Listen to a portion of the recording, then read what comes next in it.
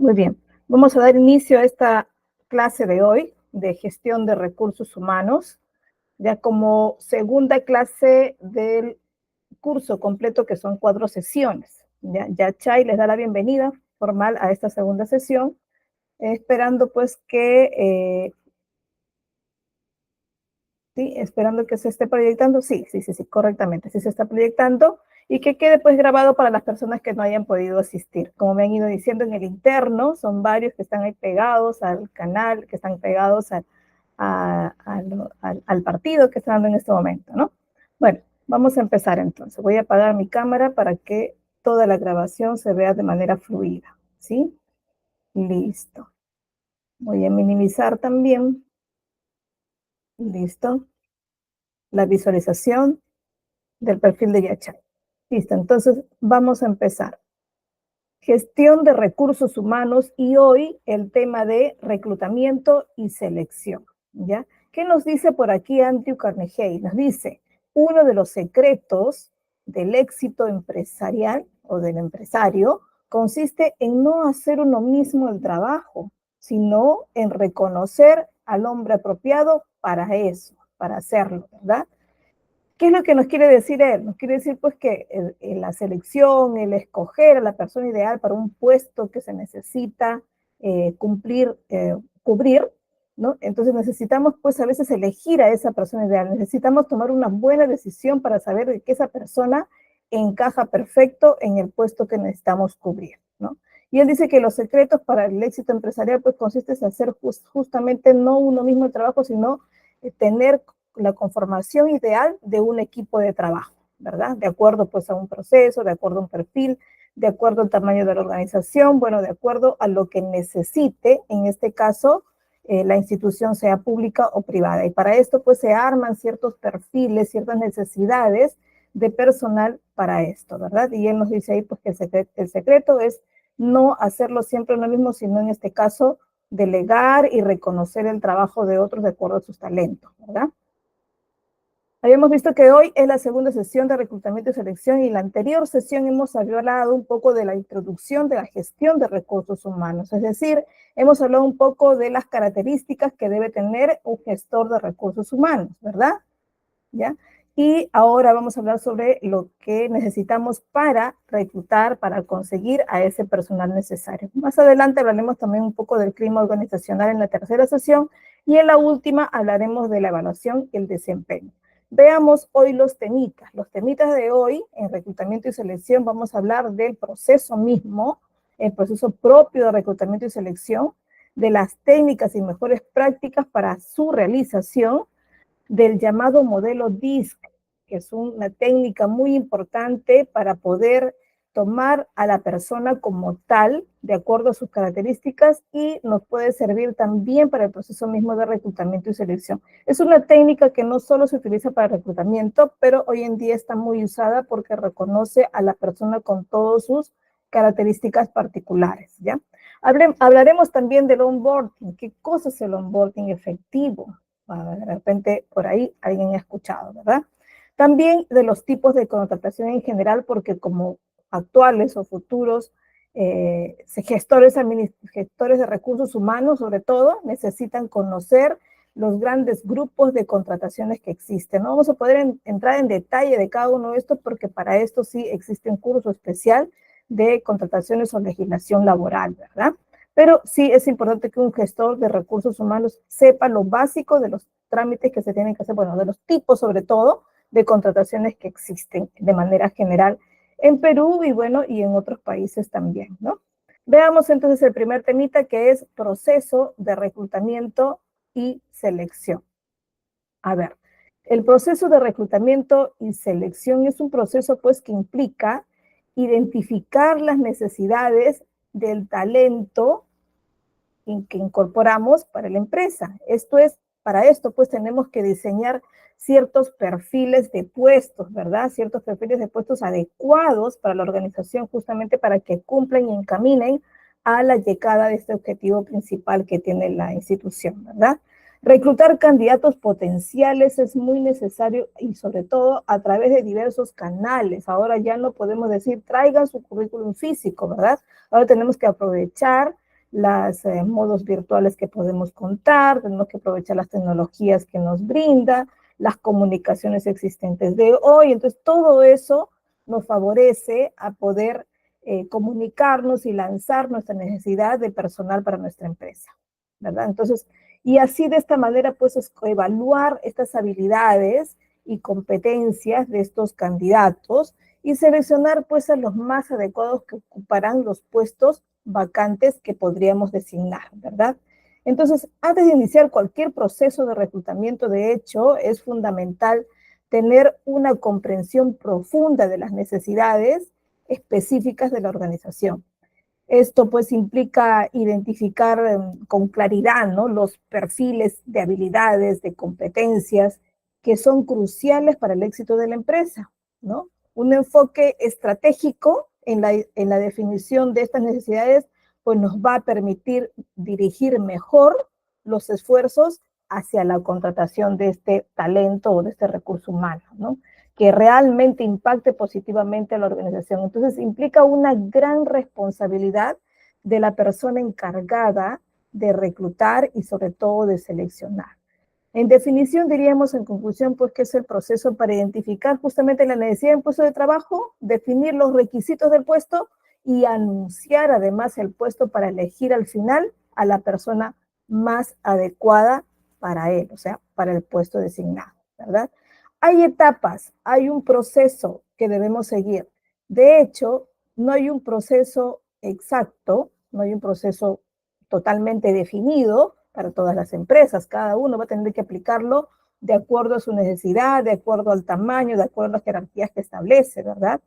No existe entonces un estándar en las fases del proceso de selección, pero resulta pues indiscutible que se debe anunciar de todas maneras un proceso haciéndolo público, ¿no?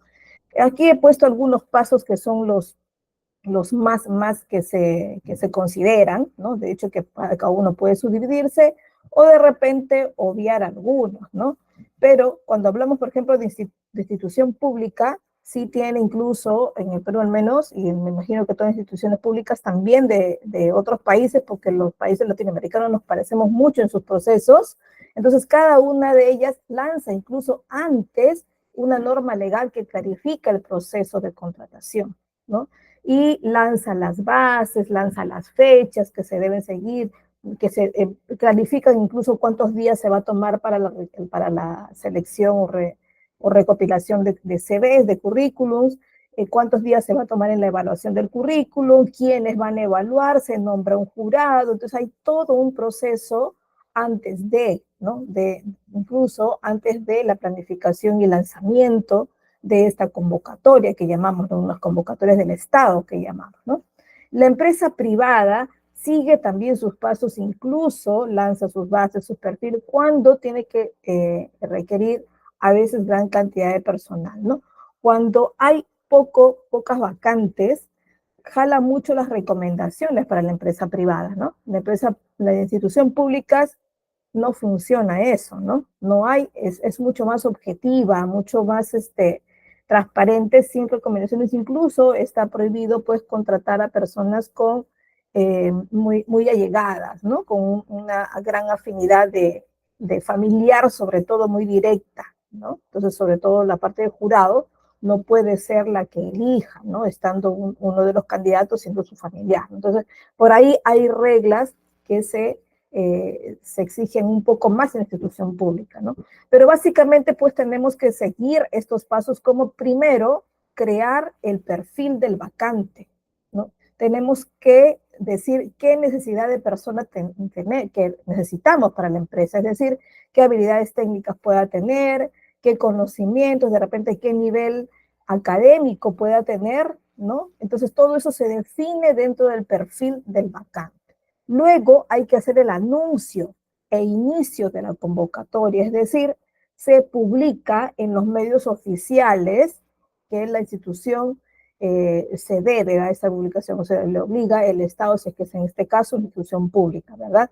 Se obliga a publicarle en los portales del gobierno, se obliga, si tiene página web la institución, tiene que ponerlo además en su página web, y de manera presencial tiene que poner los letreros pues de manera física, ¿no? En este caso, en papeles, ¿no? Pegados en unas puertas de la institución a donde acudiría este personal, ¿no?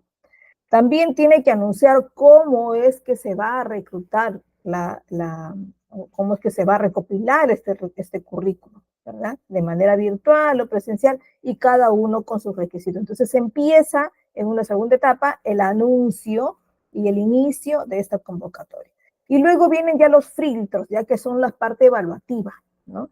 El primer filtro generalmente es la evaluación de los CVs.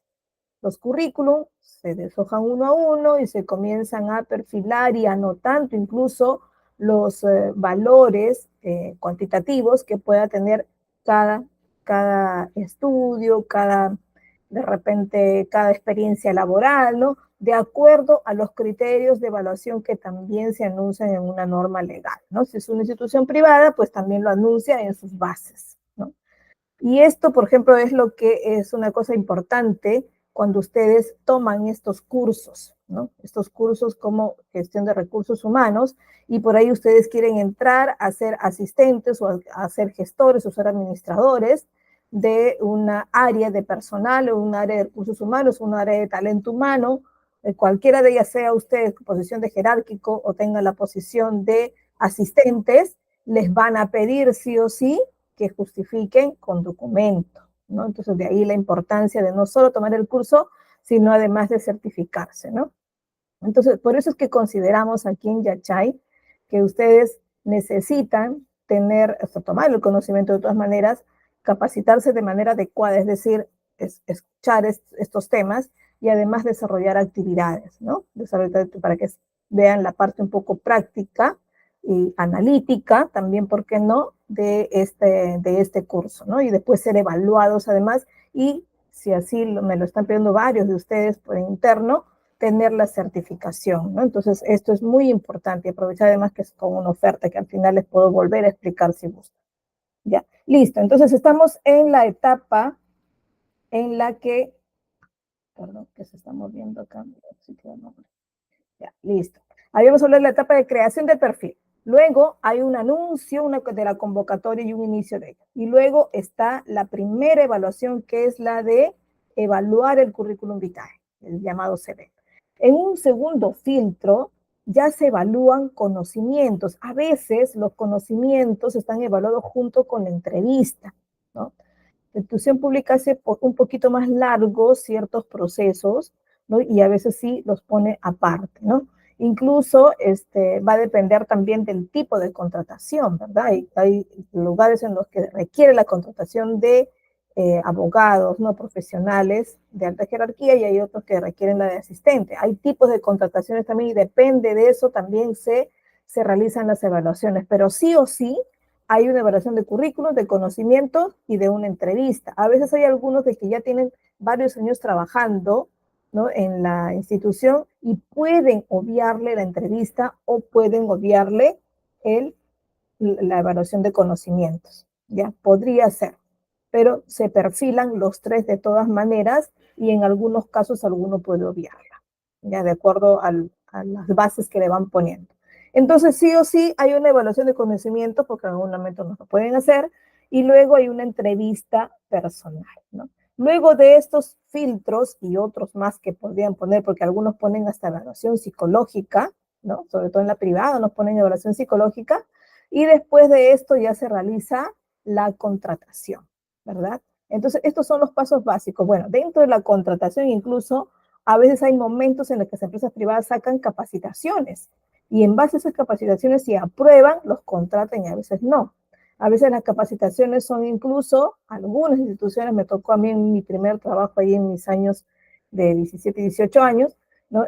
Ahí me acuerdo que entré a una capacitación y nos dijeron que los que aprobemos la capacitación y seamos incorporados a la empresa, nos iban a contar ese tiempo que hemos entrado a la capacitación como días de trabajo, ¿no? Y fue verdad, nos tuvimos una semana completa, incluso nos dieron almuerzo y todo, y en ese momento ya estábamos estaban contados los días para nuestros días de pago, ¿no? Eso fue bastante probable, pues esta empresa cuando vino acá, pues se integró a Perú por primera vez, ¿no? No sé si conocen ustedes Ace Home Center, que después fue maestro y ahora pues ya no lo vemos por ninguna parte, ¿no? Bueno, entonces estas son las etapas, listo, las básicas, ¿no? Hay técnicas y mejores prácticas que a veces tenemos que tomar en cuenta antes de repente lanzar una convocatoria. Es cierto que hay software incluso que podemos utilizar para poder hacer este reclutamiento, pero hay que considerar ciertas buenas prácticas que aquí les he anotado, ¿no? Después vamos a pasar a ver también cuáles son esos software que a veces nos ayuda a poder reclutar personal, ¿no? Entre las técnicas y mejores prácticas se considera, por ejemplo, la de selección interna, ¿no? Sabían pues que en algunos casos el profesional ideal para una vacante que tanto buscamos a veces de afuera ya trabaja de repente en la empresa. Este proceso funciona de la siguiente manera, ¿no? Búsqueda de candidatos dentro del propio personal, ¿no? Además, incentivas con esto a la gestión del conocimiento, es decir, de ofrecer a los empleados una visión amplia en diferentes procesos del negocio, de la empresa, de la organización. El reclutamiento interno a veces nos garantiza incluso que ningún talento se verá desperdiciado. Y con esto logramos pues que mantener al mismo personal que a veces es favorable por muchas razones. Una, porque logramos que uno se vaya especializando y vaya escalando y vaya conociendo más la organización y ese talento va a funcionar mejor como líder, va a funcionar mejor como camiseta de la misma empresa, incluso como influencia dentro de los demás, incluso hasta como ejemplo dentro de los demás para poder nosotros también superarse y entregar su buen trabajo, ¿no? Su buen trabajo responsable dentro de la empresa, ¿verdad? Entonces, si logramos esto de poder hacer circular nuestro mismo personal dentro de ellos, vamos a lograr una cosa muy, muy favorable. Además, sabemos pues que ya cuando tenemos personal varios añitos, despedirlo también es un gasto para la empresa, porque tenemos que liquidar, por ahí pagar vacunaciones truncas, por ahí algunos tipos de liquidación de beneficios sociales que se le tiene que dar, y pues también es un gasto para la empresa, ¿no? Y si se despide continuamente al personal, pues son varios gastos continuos que podemos tener, ¿verdad? Y eso hay que tomarlo en cuenta también. Otro de los consejos que a veces tenemos que tener es que tenemos que tratar de guardar archivos de hojas de vida, archivos de currículos que de repente ya en nuestras convocatorias no lo hayamos utilizado, no lo hayamos reclutado a ese personal, ¿no? De repente podríamos considerarlo ese historial de hojas de vida que podemos ir archivando tiempo tras tiempo, ¿no? Entonces, de eso también nos sirve. A veces, por ejemplo, hay empresas que necesitan contratar mucho más personal en ventas, por ejemplo, en los meses que son festivos, ¿no? Aquí en Perú, por ejemplo, bueno, en todos los países hay mucha actividad en la Navidad, el Día de la Madre y en las festividades patriotas, ¿verdad? Entonces, por ahí, esas son las fechas en las que sí necesitamos a veces requerir más personal y de repente podemos ver estos vendedores que estuvieron antiguamente con nosotros para que nos acompañen nuevamente. Total, ellos ya conocen de repente la experiencia dentro de nuestra institución, ¿verdad? Los contactos con universidades. A veces son muy buenos porque la misma universidad gestiona y tiene su bolsa laboral para poder disponer a su personal como practicantes o como trabajadores, ¿verdad? Entonces, esto también funciona muy bien porque son personas que recientemente están estudiando y tienen la teoría como que mucho más fresca y la práctica también ensayada dentro de sus instituciones y nos puede ayudar a nosotros a tener estos nuevos talentos recién lanzados al mercado, como quien dice, ¿no? Entonces, ofrecer este programa de prácticas y pasantías es muy bueno, ¿no? Y además apoyan a los que están necesitando. Ustedes saben que, por ejemplo, acá en el Perú tenemos una institución que depende de PCM, es la PRONAVEC, ¿no? Es el Programa Nacional de Becas, que todos los países tienen su programa de becas, ¿no? Y sí, pues esos chicos, eh, una de las condiciones que es para darles las becas es que ellos después de esto tienen que realizar prácticas y trabajar y servir a su país por un tiempo determinado dependiendo de las bases de su beca, ¿no? ¿No? Por ejemplo, conozco a alguien que estuvo desesperado buscando una pasantía porque le requerían esto y le había dado su beca hasta que egresó, ¿no? No la titulación. Y lo terminó, por ejemplo, me parece que terminó en octubre del año pasado, ¿no? Y le dieron 1 año y medio para que preste servicio al Perú pagado o no pagado, por un año, tiene que servir por un año y no puede irse del país a trabajar a otro lado si es que no sirve un año primero al Perú, ¿no? Y si falta este trato, este convenio que se tuvo al comienzo, tendría que devolver todo el dinero que le dieron por la beca, ¿no?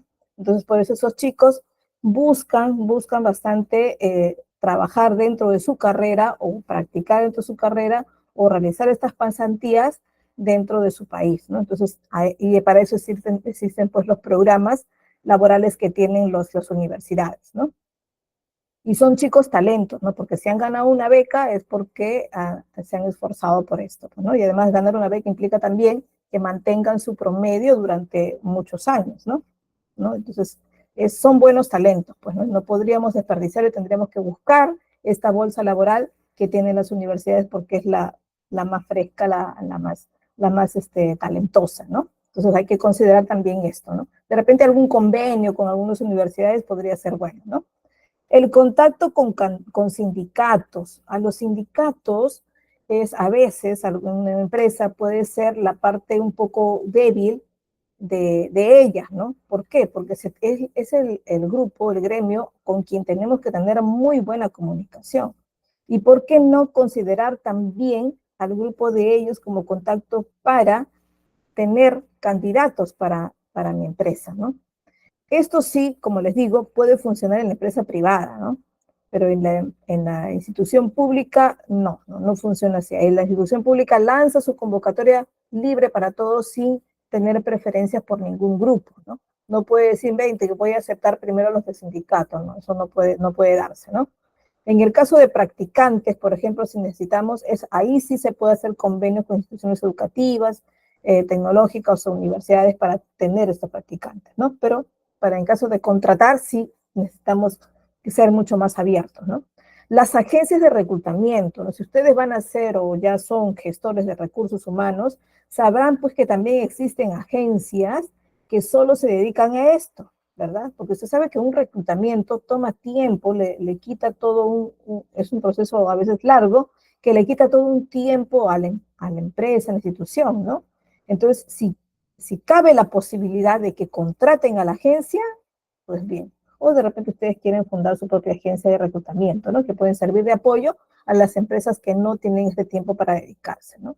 Entonces, la tercerización del proceso selectivo, pues también es una práctica bastante común en el mercado y que debería considerarse si es que en este caso no tienen el tiempo ni el personal para hacerlo. Entonces, para ello, pues se contratan agencias de reclutamiento especializadas en la atracción de candidatos competentes y eficientes, sobre todo. Y son ellos, pues, los que evalúan desde el comienzo hasta el final, o de repente podrían encargarle que la agencia evalúe hasta cierto momento y que sean ustedes los que tomen la decisión final, de repente después de una entrevista personal, ¿no?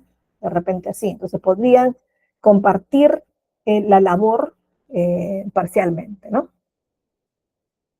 La indicación de un empleado es la recomendación de un empleado, es decir, que un empleado que ya conoce su empresa traiga a alguien y recomiende, ¿no? Recomiende que pueden entrar ahí, sí, pues en una empresa privada sí pueden traer a sus familiares, ¿no? Si es que está dentro de las políticas de la empresa, pues podría también servir la recomendación, ¿no?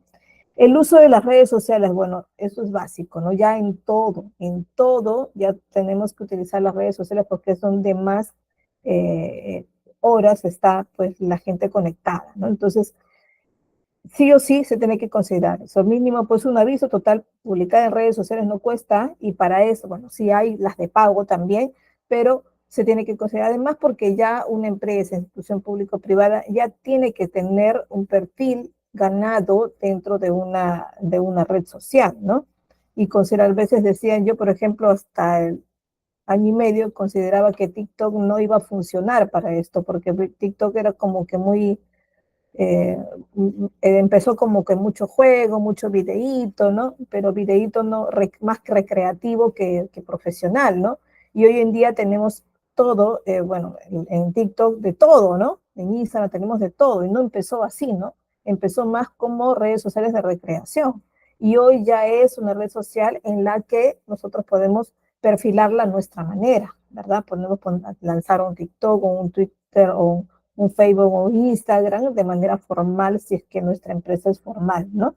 pero siempre adecuándonos a tipos de comunicaciones que vamos o el tipo de repente de producto o servicio que vamos a lanzar, ¿no? Entonces, por ahí también se puede aplicar esto incluso para la contratación de personal, ¿verdad? Veamos algunas recomendaciones básicas al momento ya de elegir de repente una técnica de reclutamiento, es decir, ya empezar un momento que tenemos que reclutar gente y tenemos que tomar una decisión si lo hacemos nosotros o le encargamos a otro grupo que lo haga, ¿no?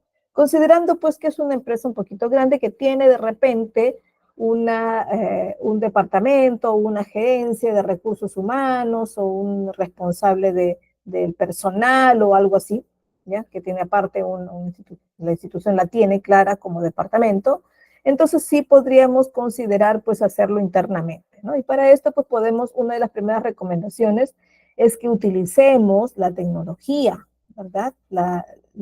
Hoy en la era digital pues las herramientas tecnológicas desempeñan un papel crucial y en el mismo reclutamiento también. Actualmente, pues la tecnología cuenta desde plataformas de reclutamiento en línea hasta algoritmos incluso de análisis de currículums, ¿no? Uno ingresa un currículum, una vez probé a uno de ellos, ingresas un currículum y tú le lanzas primero un perfil, ¿no? Tienes que perfilar ahí lo que necesitas y en ese momento te dice si es viable o no ese currículum, que si no que lo deseches, que te coges un tachito de basura ahí, ¿no? Pero la verdad es que así como lo conocí yo hace más de medio año, no me gustó todavía. Tiene IA aplicado, pero no me gustó porque me rechazaba algunos que yo consideraba bien, porque todavía me parece que no está muy perfilado, muy adecuado todavía para la realidad, ¿no? Yo consideraría que de repente si necesito un diseñador y que me manda su portafolio, ahí sí me podría funcionar, porque me podría de repente ver gama de colores, no de los trabajos, eso sí. Pero si se trata de leer su experiencia y todo, no contaría con estos que son inteligentes de analizadores de currículums especialmente, ¿no? Preferiría que lo haga una persona. Por decir, encargaría incluso a LinkedIn que lo haga, porque ahí sí son personal que lo hace, ¿no? Entonces, eso sí. Pero bueno, la capacidad de utilizar pues eficientemente estas herramientas mejora de todas maneras, va a mejorar de todas maneras esta u otras, la más adecuada para ustedes o la empresa donde estén, mejorará pues significativamente la eficacia pues dentro de la selección, ¿no? ¿Cuáles serían pues las plataformas más conocidas de reclutamiento y selección de personal? ¿Cuáles? ¿No? Yo considero que es la de LinkedIn, es la más, ¿no? Una de las más usadas. El, bueno, LinkedIn es una ya conocida mundialmente, ¿no? Incluso tenemos un portal, a veces un portal para cada país, ¿no? Esta plataforma pues ofrece una serie de funcionalidades que pueden ayudar a las empresas a encontrar y conectar incluso con los candidatos potenciales de LinkedIn, ¿no? LinkedIn puede ofrecer su plataforma para que uno mismo publique, ¿no? Porque LinkedIn, recuerde que también es una red social, ¿no? Donde uno pone su perfil, ¿no? Adecuado, hace publicaciones también, te pueden contactar o tú puedes buscarlos también, ¿verdad? Incluso puedes proponer ahí a algunos y decirte contacto, ¿no? También uno puede contratar a LinkedIn para que su personal te ayude en el proceso. También es otra manera. InDev también es un portal de empleo, ¿no? Donde habrán visto que también uno puede subir sus currículums, igual que en LinkedIn también uno puede subir sus currículums, su perfil en este caso, y en InDev uno puede subir a la plataforma de reclutamiento para personas donde uno puede registrarse incluso si uno busca trabajo, ¿no? Esta plataforma pues ofrece una serie también de funcionalidades que pueden ayudar a las empresas, ¿verdad? A publicar sus ofertas de empleo, a buscar candidatos y también a gestionar el proceso de selección. Es decir, InDev también te ayuda a hacerlo en lugar tuyo. El Workable también es una plataforma basada en la nube ya. Ofrece entonces una serie de funciones para gestionar todo proceso de reclutamiento de principio a fin, ¿no? Entonces también puede ser. El Smart Recruiter es lo que llamamos el reclutamiento inteligente, ¿no?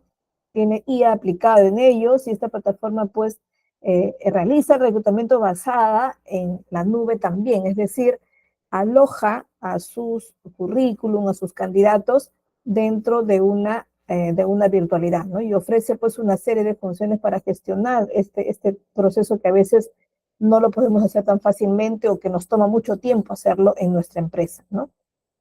El SAP también es otra plataforma de reclutamiento integrada en el sistema de recursos humanos, ¿no? Pero es más un software más que una disponibilidad como INDEP o como LinkedIn, es más un programa, ¿no? Entonces, esta plataforma busca, pues, ayudar a las empresas a tomar decisiones basadas en data que ya la tienen puesta ellos, ¿no? Incluso pueden colgar algunos, ¿no? Pero la verdad es que no es muy usada, como que no es tan interactiva, ¿no? O su interacción es a veces es más para coger un equipo, incluso te selecciona un equipo de trabajo, ¿no? Pero considero que como que está bien, tiende y ¿cómo se llama? El uso de esto que suena como muy moderno, ¿sí? Se ve muy moderno, se ve muy atractivo, pero al momento de funcionar te lanza al equipo y a veces tú quieres elegir a la persona, ¿no? Entonces ahí como que no perfila bien esta parte, ¿no? CompuTrabajo y Boomerang también nos ayudan porque son las plataformas donde, bueno, CompuTrabajo ya ha bajado, ¿no? Pero Boomerang es una de las más, aparte de LinkedIn, es una donde más gente publica sus trabajos, sus currículums, ¿no? Y donde también se conectan, ¿no? Se conectan entre ellos. Entonces, de eso nos sirve como lugar de búsqueda, ¿no? Incluso uno puede hacerlo con pago o sin pago, ¿no? Ellos tienen sus perfiles, ellos tienen su versión pro y su versión gratuita también, ¿no? Pero Boomerang sobre todo es la que está pues ahorita en el boom del trabajo de reclutamiento, de apoyo sobre todo, ¿no? Otra recomendación es que fomentes la diversidad de inclusión, ¿no? ¿Por qué? Porque además nos pide, nosotros no somos los países latinoamericanos, bueno, todos los países incluso, difícilmente pues no actuamos solos, ¿no? El hecho de vivir en sociedad también vivimos con relaciones internacionales conexas, es decir, no podemos actuar a veces solos, ¿no? Y para eso pues existen convenios entre latinoamericanos o entre todos los países para poder llegar incluso a acuerdos como lograr la igualdad de género o de repente lograr la reducción del daño al medio ambiente, ¿no? Y existen para eso, incluso en la ONU, que es la que nos reúne mucho más, ¿no? Existen los llamados Objetivos de Desarrollo Sostenible, ¿no? Y varios de ellos se orientan justamente a la diversidad e inclusión, ¿no? Y ya nosotros nos dan como una orden a todos nosotros a ponernos de acuerdo a que debemos cumplir, ¿cierto? ¿No? Justamente no solo para mejorar las relaciones internacionales, sino que también en favor del ser humano, ¿no? Entonces, ¿qué pasa aquí? Que esta diversidad en el lugar del trabajo también se aplica, ¿no? No solo como una tendencia socialmente responsable, ¿no? Sino porque también es una estrategia empresarial inteligente, ¿no?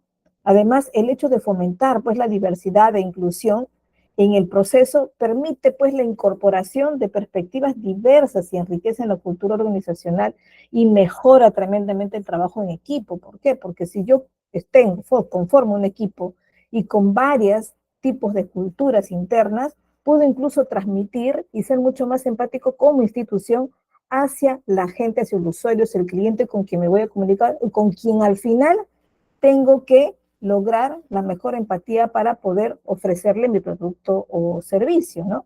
Entonces, ¿qué mejor que reunir a una diversidad cultural, a varias personas que tengan diferentes tipos de pensar, en este caso, en su cultura, ¿verdad? Entonces, no olvidemos pues que las actuales normas legales también de inclusión en cada uno de los países consideran ciertas ventajas para permitir esta inserción al mundo laboral. ¿Qué dice la ONU, por ejemplo, sobre las personas con discapacidad? Las personas con discapacidad tienen derecho al trabajo, dice, como cualquiera de nosotros, incluido el derecho a trabajar en un entorno que sea abierto, inclusivo y accesible. Entonces, los países, nosotros, debemos tomar medidas apropiadas para promover las oportunidades de empleo, ¿no? Y la promoción profesional. Ustedes habrán visto ahora los últimos avisos que salen de convocatorias Ya no ponen, se necesita personal femenino, se necesita personal, a menos que sea para una tarea muy, muy, muy específica, ¿no? Pero hoy no, porque para choferes, antes en las calles que salían la gente a arreglar los jardines, también se requería solo a hombres, ¿no? Pero ahora ya no. ¿Por qué? Porque se le tiene que comprender el nivel de fuerza que pueda tener y tiene que dársele las facilidades para también transmitir la inclusión en ese momento, ¿no? Entonces, la igualdad de género, el trabajo decente y el crecimiento económico también es una inclusión laboral, ¿no? Y en cada uno de los objetivos de desarrollo sostenible se perfilan eso. Entonces, no podemos tampoco contravenir a estas normas legales que son mundiales y son convenios incluso entre nosotros, ¿no? Justamente para poder vivir mejor, ¿no? Entonces, eso es lo que nos fomenta la ONU, ¿no? Aquí está mencionándoles. Ahí están las llamadas objetivos de desarrollo sostenible, ¿ya? Que son ya básicos para conocerlos en Perú y en todos los países del mundo, incluso no solo latinoamericanos, ¿no? Otras recomendaciones es implementar entrevistas estructuradas, es decir, yo no puedo decir hoy, mañana me toca entrevista y si no tengo una pauta para hacerla, es decir, tengo que practicar no tanto, sino por lo menos tener mis pautas de qué voy a preguntar, cuántas preguntas voy a hacer, qué tiempo me voy a tomar. Entonces las entrevistas son una parte crucial para el proceso de selección y como tal la tengo que tratar. Estas entrevistas pues se basan en preguntas específicas y evalúan de manera consistente las habilidades y aptitudes relevantes para el puesto, ¿no es cierto? Entonces debo proporcionar esta evaluación justa y objetiva a los candidatos. Es decir, yo tengo que preparar preguntas, por lo menos un grupito, unas cuantas preguntas que tienen que ser iguales para todos. Si voy a hacer una entrevista, hay ciertas preguntas que tienen que ser exactamente para todos. ¿Puedo lanzar alguna otra pregunta más de acuerdo a lo que estoy leyendo en su currículo? También, pero ojo, de acuerdo a lo estipulado dentro de las bases. En la institución pública, por ejemplo, solo cuando se lanza se tiene que decir cuántas preguntas van a hacer y no puedes, ahí sí, no puedes preguntar más de lo que ya has preguntado a la otra persona. Es decir, se elaboran 2 o 3 preguntas en una entrevista personal y no puedes pasarte de ellas. Tienes que hacer sí o sí las 3 preguntas si no has puesto en las bases. De hecho, que no pones las preguntas en las bases, no pones la cantidad de preguntas que vas a hacer. Pero si tus 10 candidatos les corresponde hacer la misma entrevista personal, a los 10 les tienes que preguntar las 3 mismas preguntas. Y exactamente, hay que cuidar mucho la entonación de voz. Uno, la entonación de voz, cuando hace la entrevista, tiene que ser muy imparcial. No puedes decir, por ejemplo, cuál es tu talento en el que más destacas, o por qué tengo que elegirte a ti, ¿no? Y no puedes decir, ¿y por qué tengo que elegirte a ti? No, no. ¿Por qué crees que tú eres la persona ideal para este puesto? Una cosa así, pero ser muy objetivo, muy claro en lo que estoy, sin tratar de mostrar ironía o mostrar mucho cariño tampoco, no tienes que ser, pero muy, muy, muy objetivo, ¿no? Y para todos mostrar la misma entonación. Yo recuerdo que en una entrevista en la que estuve apoyando, ¿no? Uno de ellos se había reído en la pregunta, ¿no? Y con las otras personas no, ¿no? Y esta entrevista fue grabada, la institución pública fue grabada y por esa risa anularon su pregunta. Y el entrevistado pudo pedir otro jurado para que se le haga una nueva entrevista, solo por sonreírse, por reírse en ese momento porque sonaba a burla, ¿no? Entonces hay que tener mucho cuidado con esto, ¿no? Entonces, no causar mucha perspicacia en estos tipos de por eso es que tiene que ser estructurado, tiene que ser muy objetivo y tiene que ser revisado y si tienes que practicarlo, pues también, ¿no?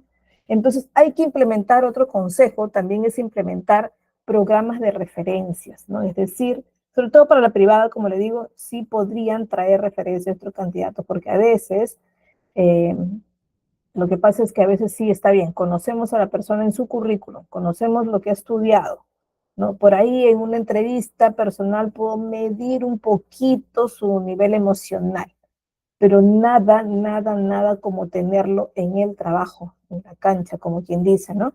Entonces solo ahí nos enteramos cómo es su comportamiento ante el estrés, ante la crisis, ante el trabajo bajo presión, ¿no? Entonces solo ahí lo vemos y nos enteraremos de repente ya cuando gane confianza, ¿no? Porque las personas naturalmente nos comportamos pues de una manera al comienzo diferente, muy serios, pero cuando ya tomamos confianza ya somos un poco más diferentes, ¿no es cierto? Entonces ya nos mostramos tal como somos a veces, ¿no?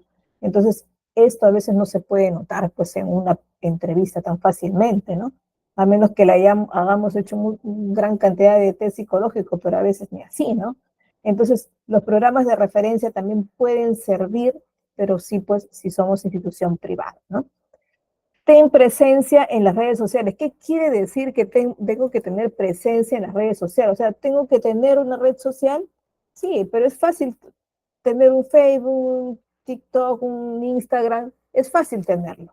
Pero tener presencia en ellas quiere decir que tengo que promover en ellas, si quiero captar gente por ahí, tengo que perfilar pues un Twitter, un Facebook, de acuerdo al perfil que quiero mostrarme como empresa, ¿verdad? Entonces yo no puedo, pues si estoy vendiendo de repente productos de belleza, no puedo mostrar pues haciendo en mi casa y mostrando fotos que no tienen que ver nada con esto, ¿no? De repente muestro una realidad donde me fui a pasear y por ahí eh, demuestro un poco de falta de higiene, no, no sé, algo de esto, ¿no? Entonces, por ahí tengo que buscar bien las publicaciones que deba tener en mi red social que estén adecuadas a lo que voy a presentar en mi oportunidad laboral como cada. Igual, si yo quiero, bueno, notarán ustedes que también a veces les piden dentro de su currículum poner alguna red social suya, ¿no? Si ustedes no son, no, pensando que no son ustedes de repente gestores de recursos humanos, sino que ustedes son candidatos, ¿no? Si son candidatos y en su currículum pone su cuenta de Facebook, de Twitter, Instagram, lo que fuera, pues, y en sus publicaciones muestran cosas que no son tan serias, entonces mejor no la pongan, ¿no? Tienen que mostrar una red social que perfile, que sea adecuada a lo que ustedes están perfilando en su currículo, ¿no? Entonces, esto ya es hablando un poco de marca personal, ¿ya?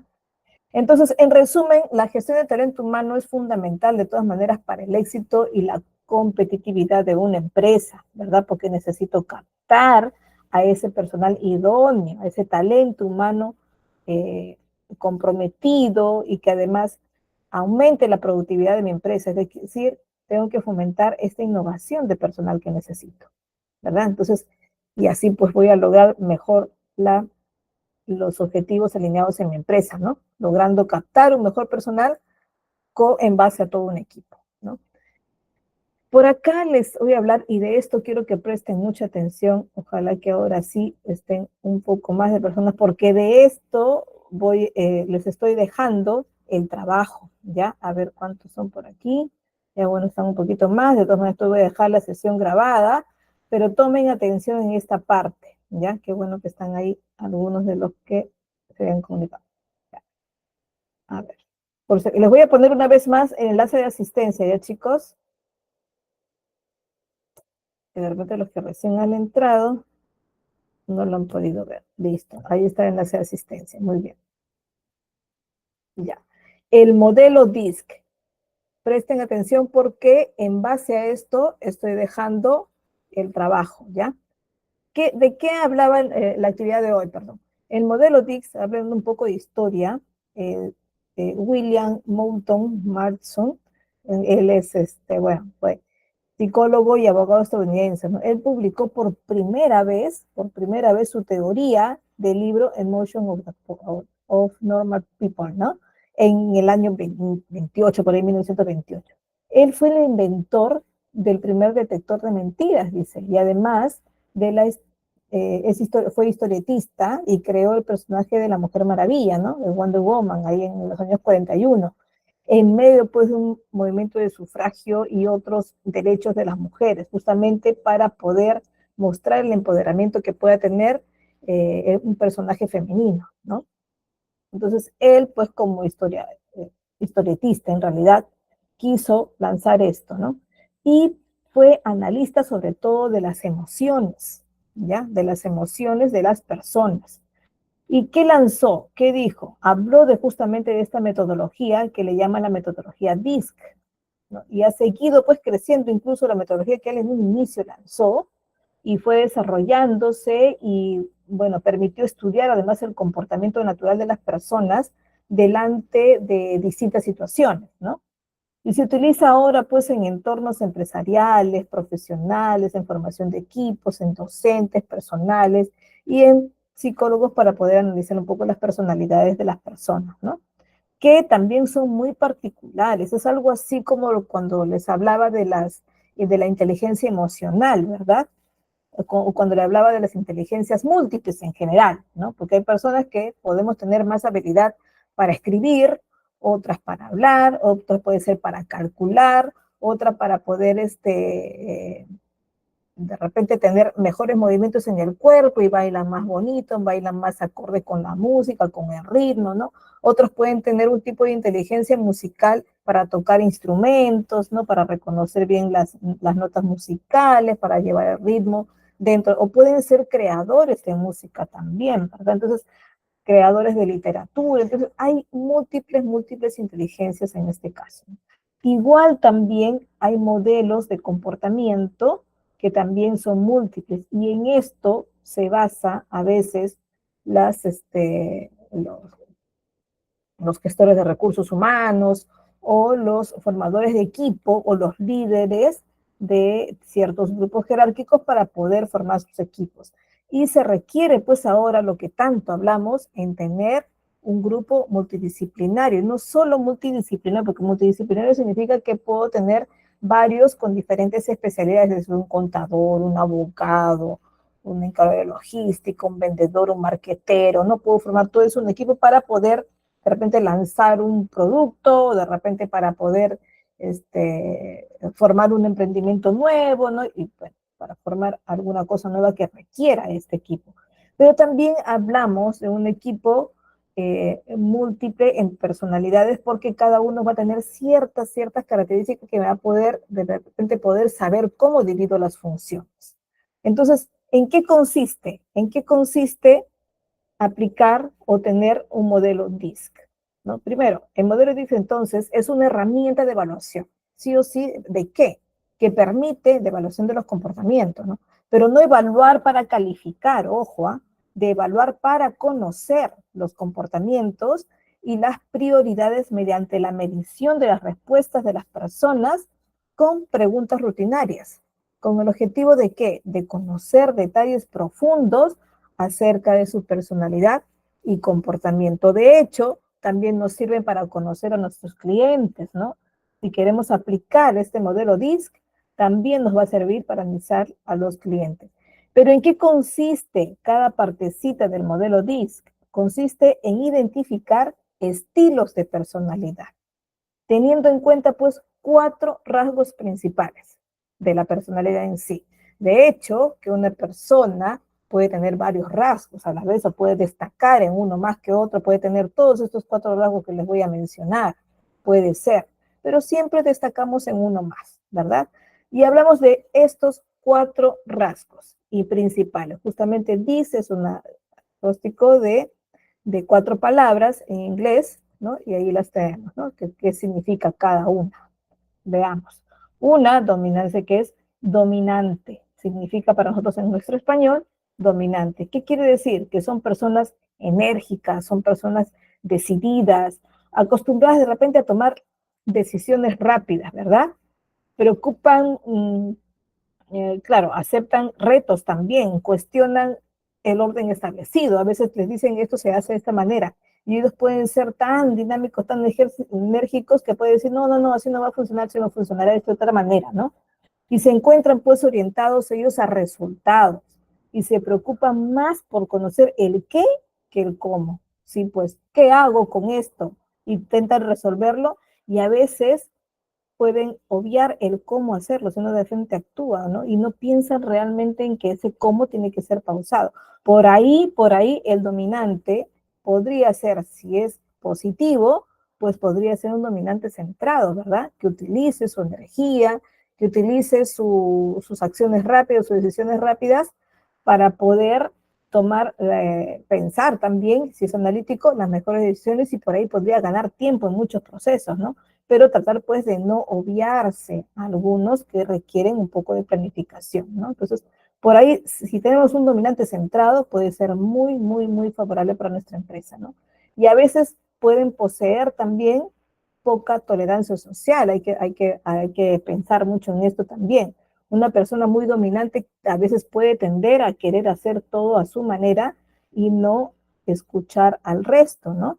Por ahí hay ventaja y desventaja en esto, ¿no? Siempre buscando tratar de combinarlo con otro talento que también podría tener o con otra perspectiva personal que puedo tener, ¿no? Y por ahí puedo decirle a mi ángel y diablo que se junten y que se pongan de acuerdo, ¿no? Que en la vida va a ser, pero dentro de mi persona, como persona humana, puedo lograrlo, ¿no? El otro tipo de persona es la influyente, la que se encuentra orientado hacia las personas. Son generalmente muy comunicativos, son amistosos, son muy, como decir, simpáticos, muy, aceptables, ¿no? Son, de hecho, muy optimistas también, ¿no? Pero el hecho de que sea influyente a veces te intenta convencer y sí, a veces logra convencer, son los mejores vendedores, ¿no? Los que tienen un lápiz que solo tiene un color y que dura poco tiempo, pero lo vende, ¿no?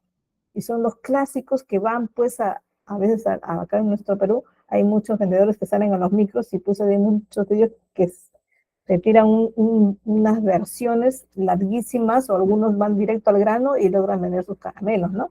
Entonces también son este tipo. Entonces tienden a ser muy influyentes. Les gusta la popularidad y sobre todo ser el reconocimiento público, ¿no? Por ejemplo, si vamos a gestionar, nosotros como gestores de recursos humanos, y vamos a gestionar vendedores, estos vendedores tendrían esta característica de ser influyentes, ¿no? Pero su característica, ¿qué nos indica? Que les gusta ser reconocidos en público.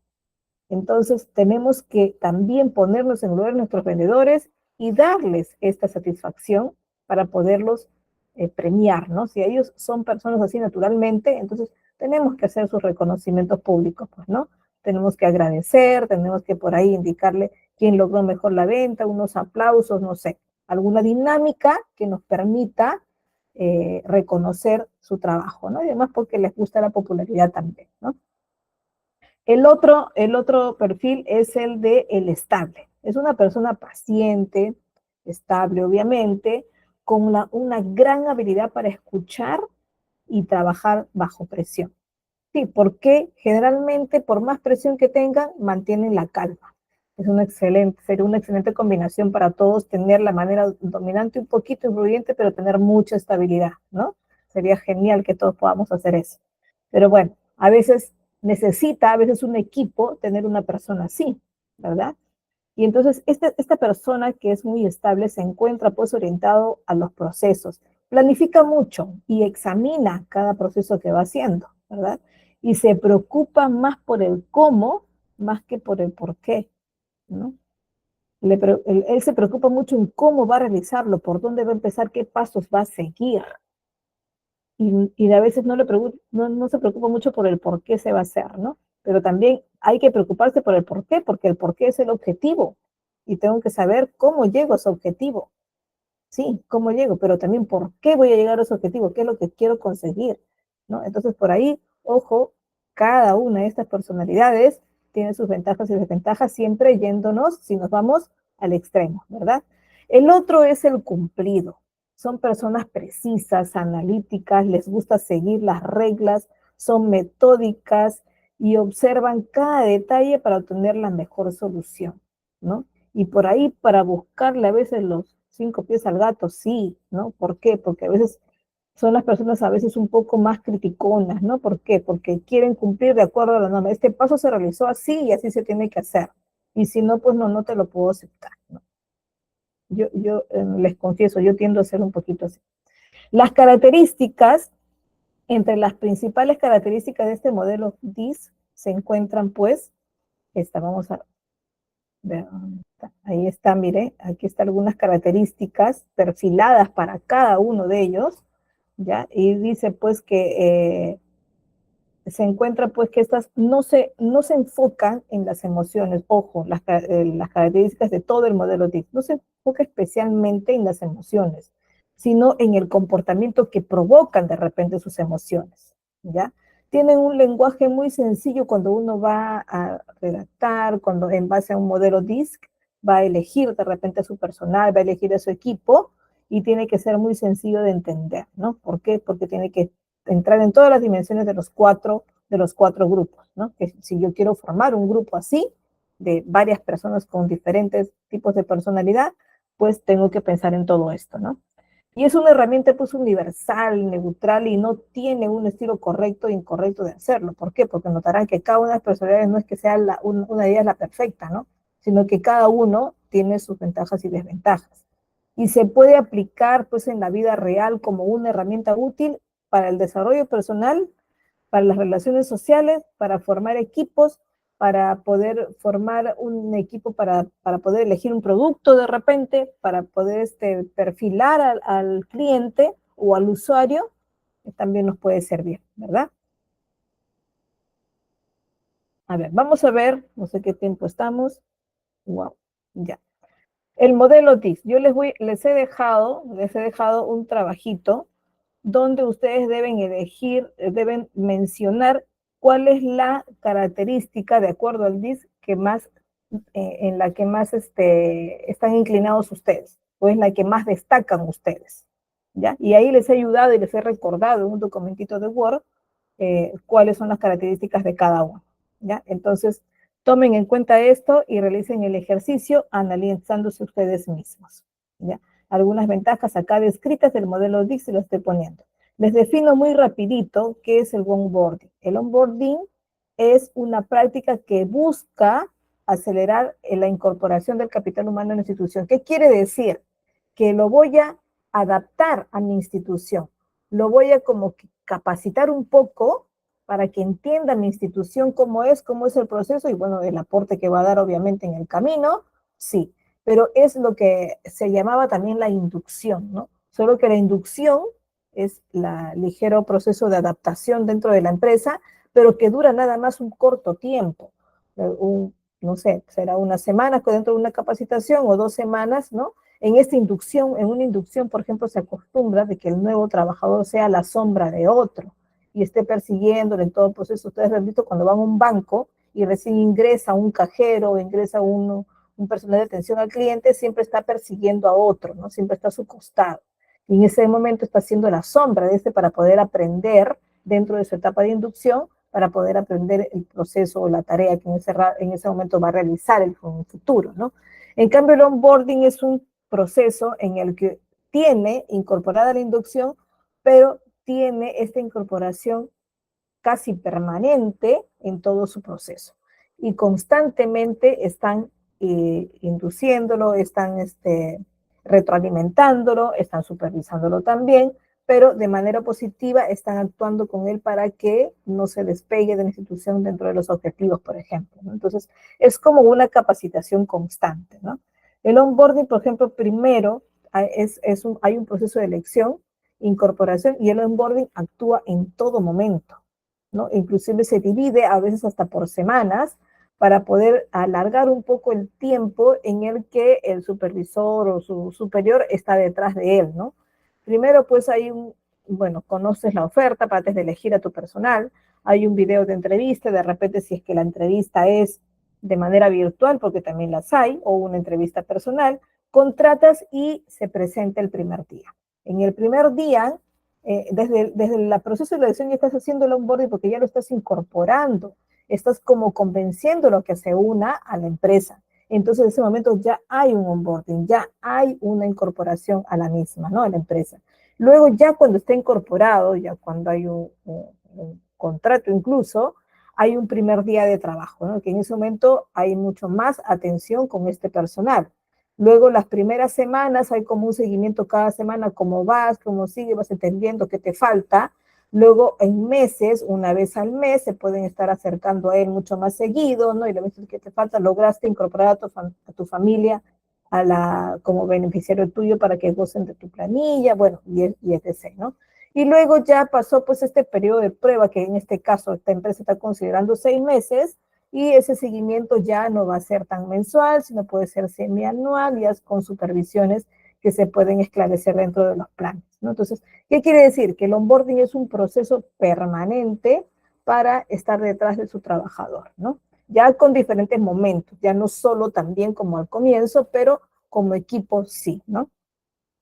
¿Cuál es la importancia? Que facilita la adaptación, retiene el talento, lo convierte en camiseta para que no se vaya.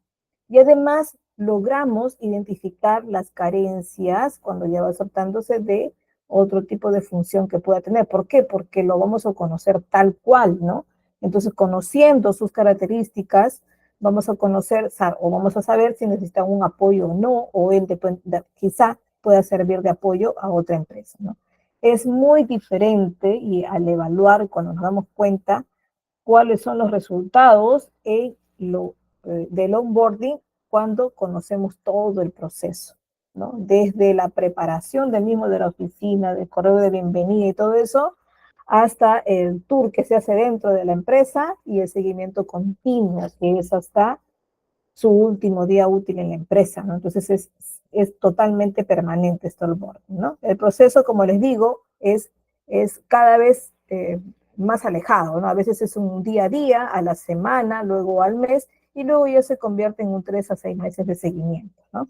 Es lo que usualmente ocurre, ¿ya? Tipos de contrato, muy fácil, chicos, y les dejo los materiales.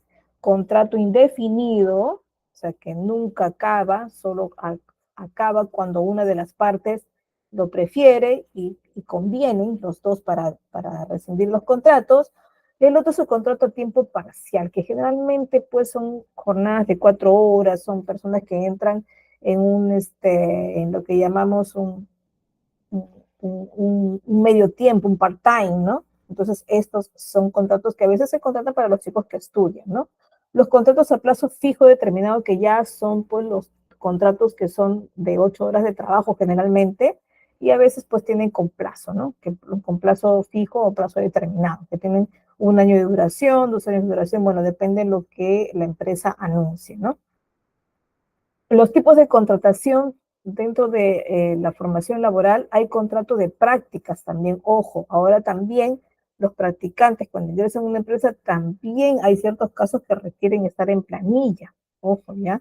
Y hay ciertos requisitos que el empleador tiene que cumplir, que tiene que considerar que este practicante, es parte de sus estudios, esta realización laboral que hace en tu empresa. Así que como tal tienes que considerarlo, no puedes evaluarlo constantemente como para decirle, bueno, no estás calificando para el puesto, porque no está trabajando tal cual como otros trabajadores, sino está aprendiendo. Por eso es que se llama un contrato de prácticas, ¿no? O pasantía, que también es otro nombre que se le da por obra o servicio, es decir, yo lo contrato únicamente para que me redacte estos documentos o para que me haga el inventario durante un mes, ¿no? O sea, son labores específicas que hacen cierto tipo de personal. En el caso de institución pública se le llama personas contratadas como terceros con orden de servicio, ¿no? Es lo que se acostumbra a hacer en la institución pública, que bueno, no tienen beneficios, no entran a una planilla, no tienen posibilidad de tener una estabilidad laboral, ¿no? Entonces, bueno, son contratos solo para servicios específicos, ¿no? El contrato temporal también, ¿no? En institución pública, por ejemplo, le hablo mucho de institución pública porque yo trabajo en institución pública, ¿no? En empresa privada la tengo de asesoría. Entonces, el contrato temporal sí pues dura nada más un tiempo determinado, aunque por tiempo determinado o por un tiempo más corto, ¿no? A tiempo parcial es lo que le decía, que a veces entran solo a trabajar por 4 horas o por 3 horas, nada más, ¿no? Y a tiempo completo, pues que cumplen, en este caso Perú, 8 horas de trabajo, ¿no? Entonces, esto es todo el material, chicos, repásenlo. Va a quedar en el Classroom, pero como les había dicho, solo disponible para los que obtengan su certificado. Sin embargo, el material de grabación de la clase, ese sí va a quedar permanente, ¿ya?